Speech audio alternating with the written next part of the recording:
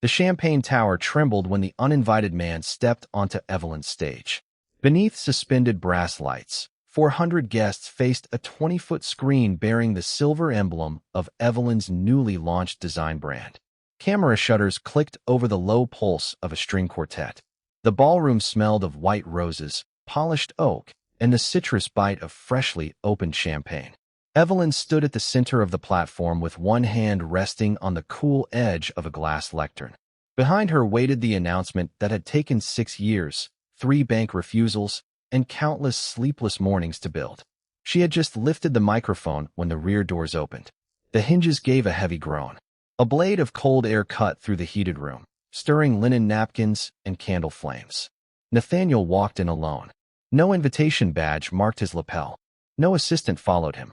His charcoal overcoat was still buttoned, and rain glistened across its shoulders beneath the chandelier light. A security guard stepped into his path. Nathaniel said something too quiet for the room to catch, then continued forward without breaking stride. Chairs creaked as guests turned. Conversations died one table at a time.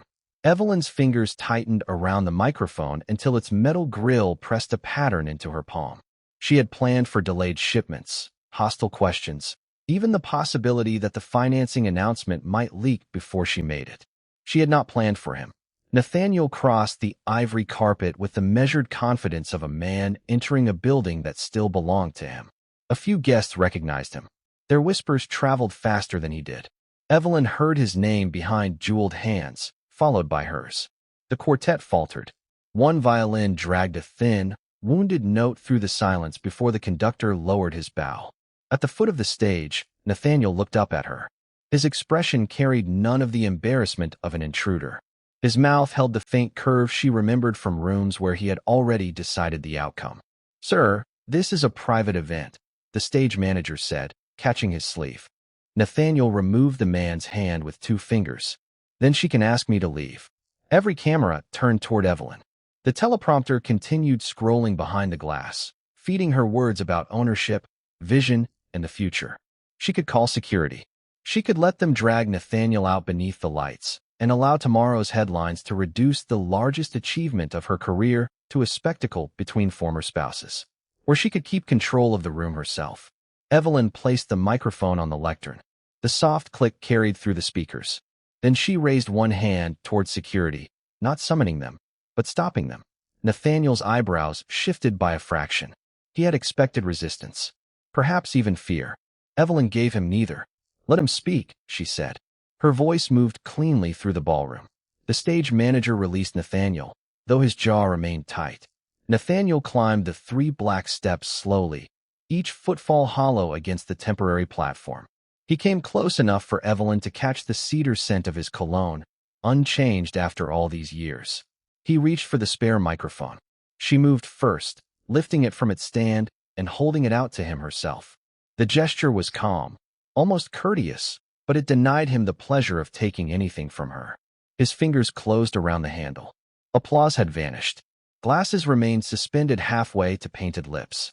Nathaniel turned toward the crowd, then looked back at Evelyn as if the stage, the deal, and the future displayed behind her were merely scenery he had come to dismantle. He brought the microphone to his mouth. "Ladies and gentlemen," he said, "there is something you should know about the woman standing beside me."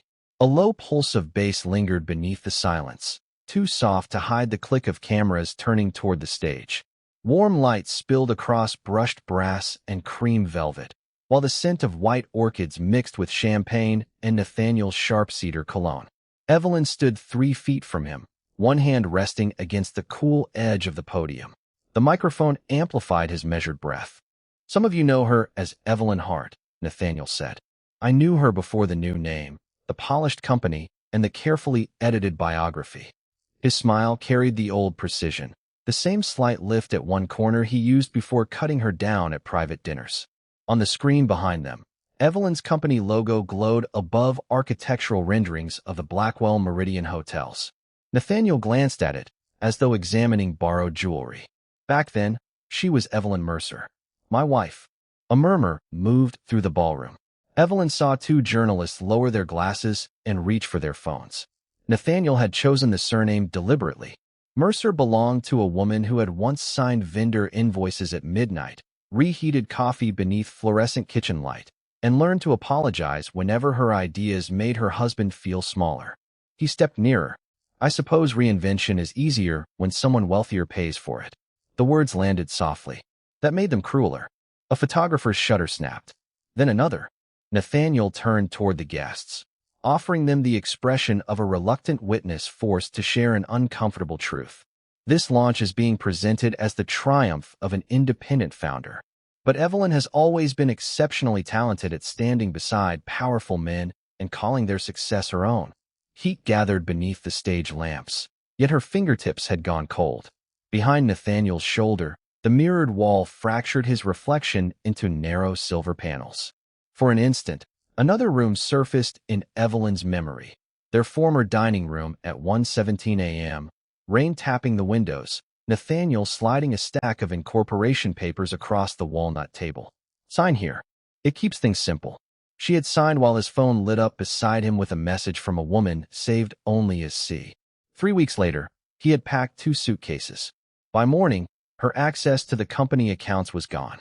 The memory passed without changing her face. Nathaniel watched for the tremor he remembered causing. Evelyn gave him none. Instead, she lifted 2 fingers toward the sound booth. The technician immediately killed the background music. The silence sharpened, clean and deliberate. Then she took the spare microphone from its stand and placed it on the podium between them. "You came here to speak," she said. Her voice traveled evenly through the ballroom. "So speak clearly." His eyes narrowed. This was not submission. By refusing to have security drag him away, she had removed the spectacle he wanted and replaced it with a record he would have to own. Evelyn turned to the event director near the stairs. "Keep every camera running." Red tally lights blinked across the room. Nathaniel's grip shifted on the microphone. For the first time, his smile required effort. "Very well," he said. "Let's begin with the truth about where Evelyn's first company came from." Behind them, the presentation screen went black. A second later, a dated home video appeared. Evelyn at a cluttered dining table, spreading blueprints before Nathaniel while he listened and took notes. The projector's cooling fan whispered above the stage, pushing dry, heated air into the fragrance of white orchids and chilled champagne. On the 20-foot screen, the old footage trembled with the washed-out colors of another decade. Evelyn sat at a scarred dining table, sleeves rolled above her elbows, arranging blueprints beneath the yellow cone of a pendant lamp. Nathaniel's younger face hovered beside her shoulder. He listened while she traced the flow of a hotel lobby with a red pencil, then copied her notes into a black leather portfolio. A timestamp glowed in the corner, 9 years earlier. No one in the ballroom touched a glass. The ice in a silver bucket settled with a brittle crack. Nathaniel stared at the screen, and the microphone lowered an inch from his mouth. Evelyn remained beside the podium, her fingers resting lightly on its cool acrylic edge. She did not explain the recording. She did not need to. In the video, her voice carried through the speakers, softened by static but unmistakably precise. Guests should feel welcomed before they understand why. Warm light here. Lower ceilings through the corridor. Then open the space at reception. Younger Nathaniel nodded. "And the name?" "Mercer House," she answered. "A brand should feel like somewhere people belong." The next clip showed Evelyn pinning fabric samples to a corkboard while Nathaniel photographed them. Another showed her negotiating with a contractor over speakerphone as rain tapped against the apartment windows. Then came a trade interview from 3 years later. Nathaniel stood alone beneath the Mercer House logo, telling a reporter that the concept had arrived to him in one clear flash. A murmur moved through the ballroom, not loud, but sharp enough to change the temperature. Nathaniel turned toward Evelyn. "You arranged this." His voice had lost its polished amusement. "I preserved it," she said. "Nothing more." Near the stairs, the event director watched Evelyn's raised finger and switched the feed from archival footage to the ballroom's live cameras. Red tally lights remained on. Every angle was recording Nathaniel beneath the enormous image of the woman whose work he had once presented as his own. He tried to recover with a laugh. Old brainstorming sessions don't make someone a founder. Evelyn reached beneath the podium and removed a slim archival box. The cardboard was faded at the corners, its surface rough beneath her palm. She opened it and placed 3 original concept boards under the document camera. Her signature appeared at the bottom of each sheet. Dates, contractor annotations, material schedules. Nathaniel's name appeared nowhere until the final approval page. His jaw tightened. "You kept those? You told me they were worthless." The sentence landed without heat. That made it heavier. On screen, a final clip began. Evelyn was no longer at the dining table. She stood in an empty warehouse beside exposed brick walls, measuring tape at her hip, dust silvering her hair. Nathaniel entered the frame, kissed her temple, and said, "When this works, they'll know I built it." The recording froze on Evelyn's face, not wounded, not yet. Simply still. Nathaniel shifted toward her, forcing her to either retreat or hold her ground. She did neither. She lifted the microphone from its stand and offered it back to him. "You came here to tell the truth," she said. "So tell all of it." For several seconds, only the soft electrical hum of the stage filled the room. Then Nathaniel took the microphone. The cameras tightened on him. "Fine," he said, looking not at Evelyn but at the evidence towering behind her. "Let's talk about the papers she signed, and why everything she created became mine." Rain tapped against the penthouse windows in thin, impatient fingers while the divorce papers waited on the marble island, their cream pages cold beneath the recessed lights. 3 years earlier, Evelyn had stood barefoot on that polished floor, smelling burnt coffee and Nathaniel's cedar cologne as he placed a black fountain pen beside her hand. "It's a standard separation agreement," he had said, loosening his silver cuff links without meeting her eyes. "You keep the apartment settlement. I keep the company. Clean and civilized." Across the room, his phone vibrated against the glass coffee table. A message illuminated the screen for one bright second. "See, did she sign yet?" Evelyn's fingers stopped above the signature line.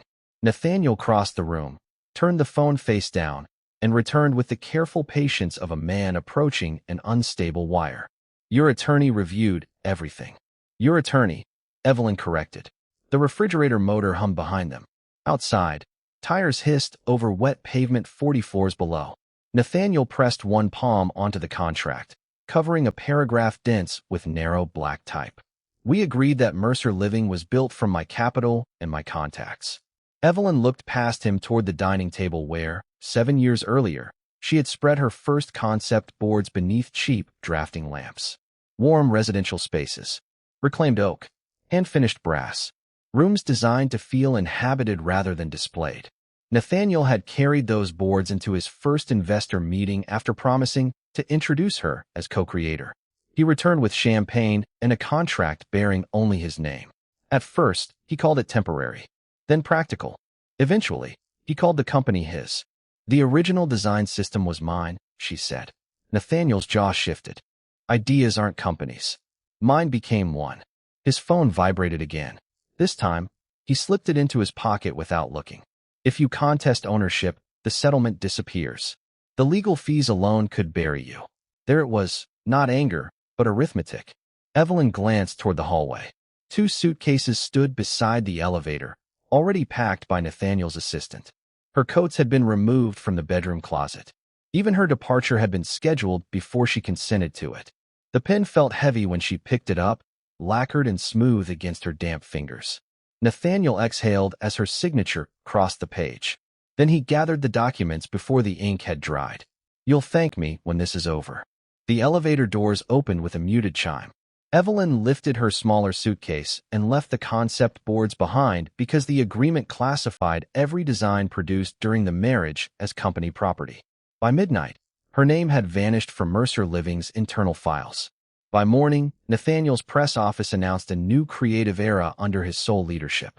In the ballroom, the old footage ended on the towering screen with a scanned image of that same signature. The rain from the recording dissolved into the dry hush of hundreds of guests holding their breath. Evelyn stood beneath the date printed at the top of the agreement. Nathaniel stared at it, one hand tightening around the microphone. She reached toward the presentation table and opened a slim archival case. Inside lay the only thing she had carried out unseen that night: a carbon copy of the first concept index, every page dated 2 years before Mercer Living existed, every margin marked in her handwriting. She placed it beneath the document camera. The event director followed her signal, switching every screen to a live close-up while the recording light remained red. "You were right about one thing," Evelyn said, aligning the pages until her name filled the frame. "Ideas aren't companies." Her eyes lifted to Nathaniel. "So I built another one." Warm light spilled across the walnut stage as the document camera hummed above a table no one had noticed until now. Evelyn crossed toward it, her heels striking the floor with slow, measured clicks, while Nathaniel remained beneath the spotlights with the microphone clenched in one hand. His accusation still seemed to hang in the perfumed air, that her success had been purchased by another husband. Without answering him, Evelyn opened the slim leather portfolio she had carried into the ballroom that night.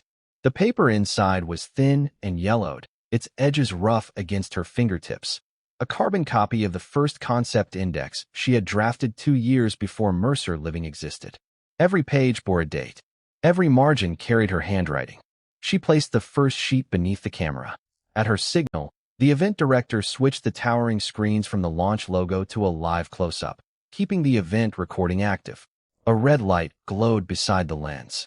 Nathaniel's mouth tightened as Evelyn aligned the pages until her former signature filled every screen. Original Spatial System by Evelyn Mercer. The room answered with the soft rustle of silk and a dozen camera shutters. She turned another page. Hand-drawn room sequences, material codes, and client flow principles appeared above dates that predated his company's incorporation. They were not newly discovered evidence. Evelyn had preserved them on the night he made her surrender ownership, folding the copies into a portfolio while his attorney waited beside the divorce agreement and C's message glowed on his phone, asking whether she had signed.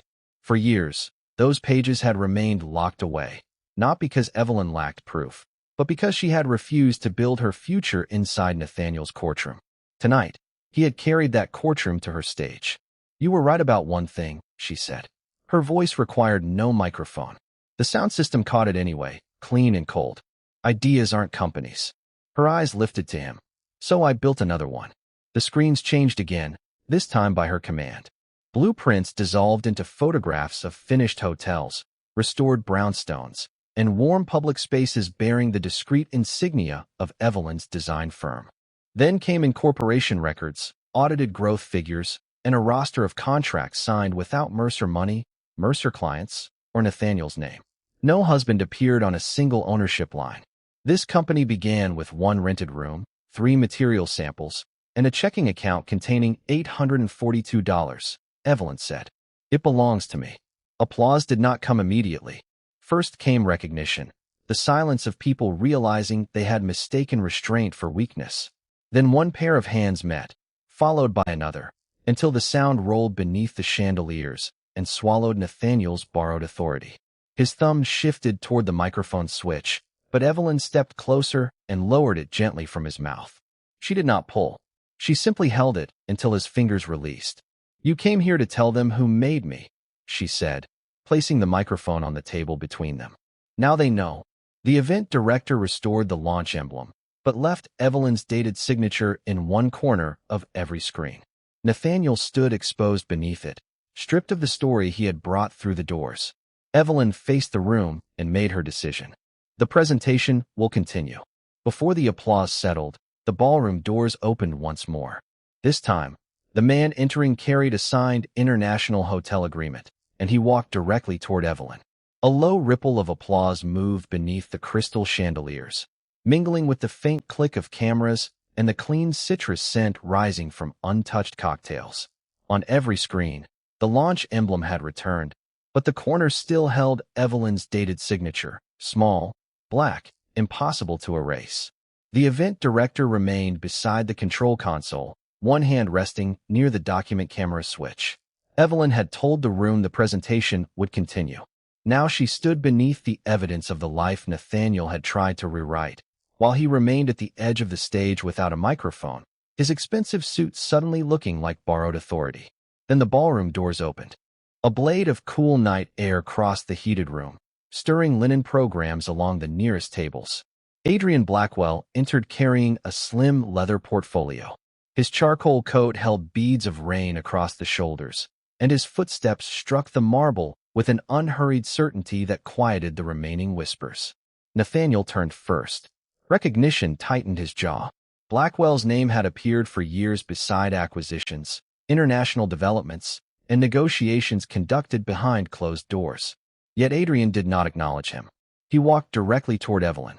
At the foot of the stage, Adrian opened the portfolio and removed an agreement marked with blue tabs and 2 signatures.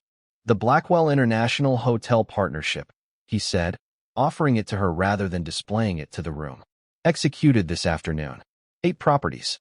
For countries. Your company retains creative control. Evelyn took the document. The heavy cotton paper rasped beneath her fingertips, solid and cool. No ring gleamed on Adrian's hand. No intimate gesture softened the moment. He stood half a step away, giving her the space Nathaniel had never understood how to give. Nathaniel's laugh came out dry. So that's the arrangement. Adrian finally looked at him. The arrangement is stated on page 6. The event director responded to Evelyn's slight nod. The document camera awakened with a mechanical hum, and the signed agreement appeared across the screens. The investment terms filled the ballroom in sharp, black type. Evelyn's company would remain independently owned. Adrian's capital purchased no authorship, no personal control, no claim over her name. You expect everyone to believe this is purely business? Nathaniel asked. His voice carried without amplification, but strain roughened its edges. You arrive with a billionaire, and suddenly the doors open. Evelyn descended from the stage. The temperature seemed to drop as she crossed the polished floor, the agreement held at her side. She stopped close enough that Nathaniel could see both signatures, but not close enough for him to touch the pages. Those doors opened because I designed what was behind them, she said. Adrian invested after the work existed. Adrian placed a fountain pen on the table between them. Matte black. Uncapped. There is one remaining signature, he told Evelyn. Authorization to announce you as the lead partner, not my designer and not my representative. Mine is already there. For the first time that evening, the room waited on her choice rather than Nathaniel's accusation. Evelyn signed. The scratch of the nib traveled through the silence. Adrian closed the portfolio only after the ink dried, then extended his hand, not to rescue her, but to recognize her. She accepted it once, firmly, before releasing it. Applause rose, clean and sustained. Nathaniel stared at the screens as the words lead creative partner replaced the old document image. His hands curled at his sides. You think this proves you won? Evelyn met his gaze. No. It proves I stopped asking you to lose. Nathaniel stepped toward the abandoned microphone. This time, the event director did not switch it off. Then let them hear all of it, he said, reaching for it. Let them hear why I really left you. The ballroom screens shifted from Evelyn's ivory and gold logo to the executed hotel agreement, each signature enlarged beneath the cold white light. Air conditioning whispered across the stage. Somewhere near the bar, ice cracked inside a silver shaker. The event director kept one hand on the control console while Adrian Blackwell crossed the polished floor carrying the original contract in a black leather folio. For clarity, Adrian said, his voice calm enough to make the room lean closer. Blackwell International is investing in Evelyn's company. We are not purchasing it. He placed the agreement before her and turned it toward the cameras. The pages confirmed what the screens already displayed. Evelyn would serve as lead creative partner on the International Hotel project while retaining ownership and complete creative control of her firm. She signed once, firmly, before releasing the pen. Applause rose, clean and sustained. Nathaniel stared at the words lead creative partner glowing 20 feet above him. His hands curled at his sides. You think this proves you won? Evelyn met his gaze. No. It proves I stopped asking you to lose. The applause thinned into silence. Nathaniel stepped toward the stage, his shoes striking the marble in hard, measured beats. A security guard moved to intercept him, but Evelyn lifted 2 fingers. The guard stopped. This boundary would be hers to enforce. Nathaniel climbed the steps and pointed at Adrian. How convenient. A wealthy man arrives, writes a check, and suddenly you're an international success. Adrian closed the folio without looking away. My capital follows her work. Her work does not follow my capital. Stay out of this, Nathaniel snapped. Adrian's jaw tightened, but he did something Nathaniel had never learned to do. He stepped back. He left the answer to Evelyn. Warm spotlights pressed against her skin. The room smelled of gardenias, champagne, and overheated electrical equipment. Evelyn moved between the two men, not seeking shelter behind Adrian, but placing herself in front of Nathaniel. "You signed away my contribution once," she said.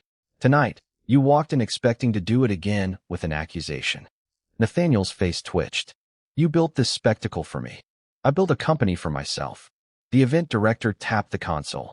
The agreement remained on every screen, and the small red recording light beside the center camera stayed lit. Nathaniel noticed it. His eyes traveled from the lens to the guests holding motionless champagne flutes, then back to Evelyn. There was nowhere left for him to rewrite the moment privately. "Tell them," Evelyn said. Her voice did not rise. "Tell them what you came here to say, or leave my stage." For several seconds, only the ventilation system answered. Then Nathaniel reached for the abandoned microphone. The event director did not switch it off. A faint burst of static rolled through the speakers as his fingers closed around the metal. "You want everyone to believe I left because I found someone younger," he said. His voice had lost its polished edge. "You want them to believe it was greed, or vanity, or that message asking whether you'd signed the ownership surrender." Evelyn's breathing slowed. He had crossed beyond insult now, beyond control. Nathaniel looked at the agreement behind her, then at the woman whose name stood above his accusations in letters of white fire. "Then let them hear all of it," he said, drawing the microphone closer. "Let them hear why I really left you." The red light kept burning. The red recording light burned above the ballroom camera, small and merciless. Beneath it, the air conditioning whispered across bare shoulders while champagne bubbles died untouched in crystal flutes. Evelyn stood beneath the white glow of the executed hotel agreement, its final clause still visible behind her. Ownership and creative control retained by Evelyn's company. Nathaniel held the microphone with both hands. The polished ease had drained from his face, leaving his jaw tight and his collar darkened with sweat. "I told everyone I left because Evelyn wasn't ambitious enough," he said. The speakers carried every rough edge of his voice across the marble ballroom. "Then I told them there was someone else." Both stories were easier than the truth.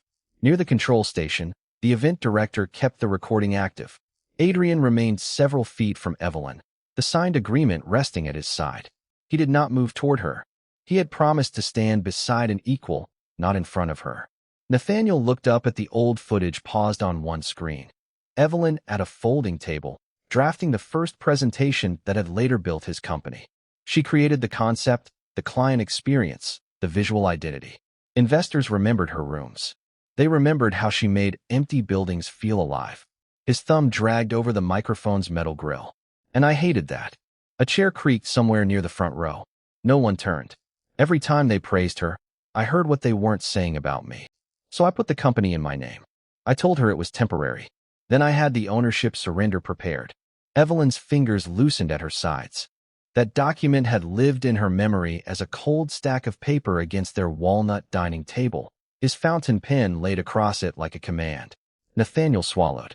"C sent that message because I had asked her to make sure Evelyn signed before I announced the affair. The affair was real, but it wasn't why I left." The room seemed to contract around the soft electrical hum of the screens. "I chose another woman because she never made me feel ordinary. She admired what I owned. Evelyn knew what I had stolen." His gaze finally met hers. "I left because I was afraid that if she stayed, everyone would eventually learn the best part of my success belonged to her. So I took her work, took her shares, and made her believe the divorce was her failure." A woman near the aisle lowered her champagne glass without drinking. Across the ballroom, one of Nathaniel's former associates removed his hand from his pocket and stared at the floor. No outrage rose. No whisper came. Only the faint click of the camera adjusting focus.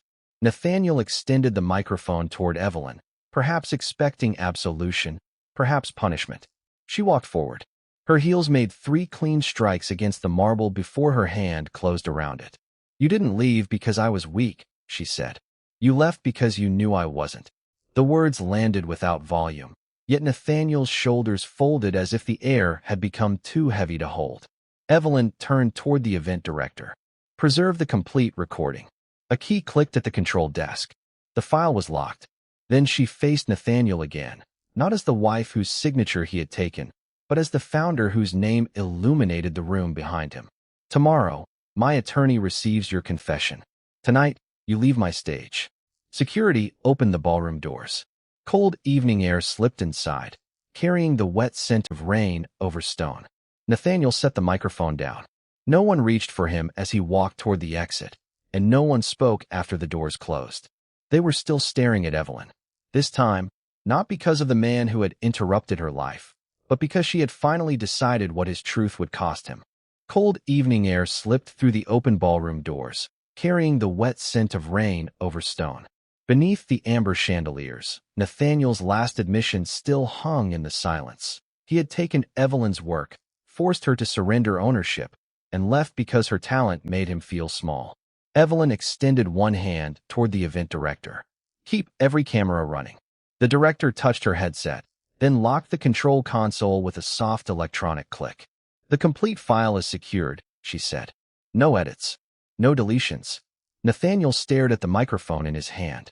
A minute earlier, he had used it to seize her stage. Now its brushed metal caught the light like evidence. Evelyn, he said, his voice stripped of its earlier swagger. I came because you deserve the truth. She stepped closer, the silk of her black dress whispering against the floor. Adrian Blackwell remained near the edge of the stage, silent and still. When Nathaniel glanced toward him, Adrian took one deliberate step backward. This belonged to her. No, Evelyn said. You came because the truth finally became heavier than the lie. Nathaniel's fingers tightened around the microphone. I can return what I took. I can make a public statement. We could. There is no we. Her words landed without force, yet the room seemed to contract around them. She turned toward the event director. Send a verified copy to my attorney before midnight. Preserve the original with its full timestamp and guest audio. The director nodded and began entering the instructions. That small movement changed everything. Nathaniel's confession was no longer an emotional spectacle he could deny tomorrow. It had become a record. His face lost what little color remained. You'd use this against me? Evelyn looked at the towering screen behind him, where the name of the company she had built glowed in clean white letters. You used my silence against me for years. Security approached from both sides of the ballroom, their shoes making measured sounds across the polished floor. Evelyn raised a hand, stopping them several feet away. Nathaniel would not be dragged from her celebration. He would walk. I didn't come to destroy you, he said. I know. She removed the launch remote from the lectern and placed it beside the microphone. That is why what you said matters. You finally admitted that I was never the failure in our marriage. I was the part of it you had to erase to keep believing you were greater than you were. No one applauded. Champagne bubbles whispered inside untouched glasses. Rain tapped softly against the tall windows. Nathaniel looked toward the crowd, searching the faces that had once admired him. None offered rescue. Is there anything left for me to say? He asked. Evelyn's gaze rested on him without anger. Tomorrow, my attorney receives your confession. Tonight, you leave my stage. Security opened the doors wider. Nathaniel set the microphone down and walked into the rain-cooled darkness. No one followed. When the doors closed, Evelyn turned her back on them and faced the illuminated room. Adrian offered his hand, not to lead her, but to return the launch remote. She accepted it, then stepped alone to the center of the stage. Let's continue, she said. Music rose, low and luminous, as the company name brightened behind her. Nathaniel had arrived uninvited to reclaim control of her story. He left having surrendered the truth, and Evelyn chose freedom without surrendering herself.